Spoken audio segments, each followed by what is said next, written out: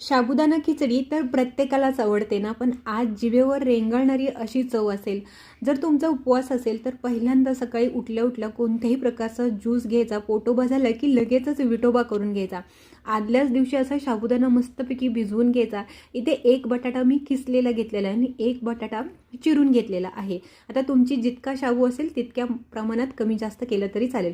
शेंगदाणा मस्तपैकी भाजून घ्यायचा आणि शेंगदाणा भाजलेल्या त्याच कढईमध्ये मिरची टाकून घ्यायची, त्याच्यावरती तेल टाकायचं, लगेचच चिरलेला बटाटा आहे तो टाकून घ्यायचा, त्याच्यावरती थोडं मीठ टाकायचं. आता बटाटा व्यवस्थित परतेपर्यंत शेंगदाण्याचं कूट तयार करून घ्यायचं.